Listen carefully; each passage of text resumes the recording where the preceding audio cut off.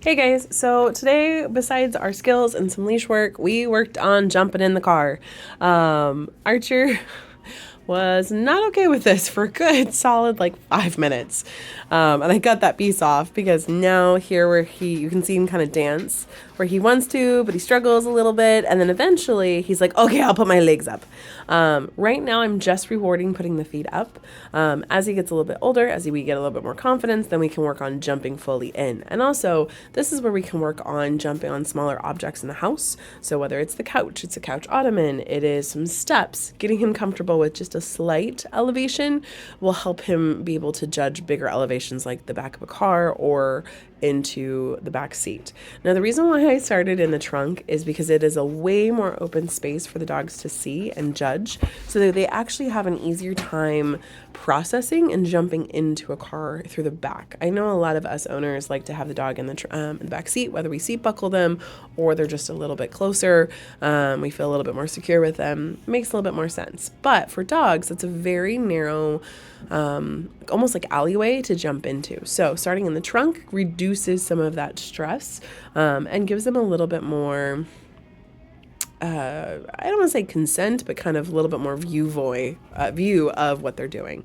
Now you can see he is definitely distracted. We had some cars and people just at the end of the parking lot, and he was definitely a little bit of a nosy Nelly. So we looked at them for a hot second and yes, go boy. And then, okay, can we go back to what we were doing? No, of course I did use treats of this just to reinforce it and help lure him even more. I did do some little dances and big belly rubs when he did have success. And I do practice lifting him up a couple times so he gets used to the full process.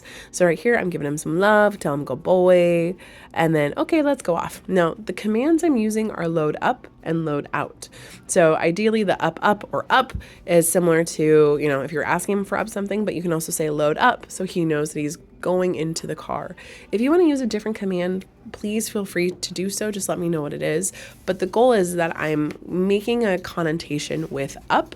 Up is I jump up onto something, and then adding in that load is that it's a car. Once we had success with the trunk, then it was time to work on the back seat. So here you can see where he definitely struggles a lot more with wanting to trust getting into the back seat, even though this is actually technically a lower jump. So what I did is I put some treats right on the baseboard, on the opening of the car, and you can see right there on the seat, and I took a step away and let him check it out. Go check it out. See what's happening. What's this? I didn't put any pressure of my body or leash on him and let him work through that fear a little bit. Once we let him do that, then you can see where he's like, oh, not so scary. Now I'm willing to actually work on that. I was still using that load up command. And he does like to sit back a couple times. He'll do scratches, which is displacement. So he's like, nah, I don't really want to do this, but I don't want you to think I'm not doing it. But every time we did it, we got big scratches, we got big treats. And getting him comfortable. Now, I wasn't able in this session to fully get him to jump up into the car. We got it close a couple times, but I did just help kind of boost his butt, and that helped a little bit. You'll see here there's actually a clip where I have to snippet it because his tail was wagging so much that he knocked the phone over.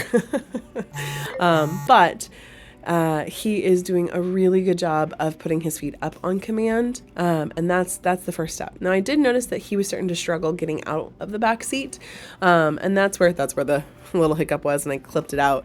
But that's where I use the command load out, and this is where you can either bolster him by kind of giving him support under his chest and leaning him out of the car, not pulling him, but you can do that, and that gives him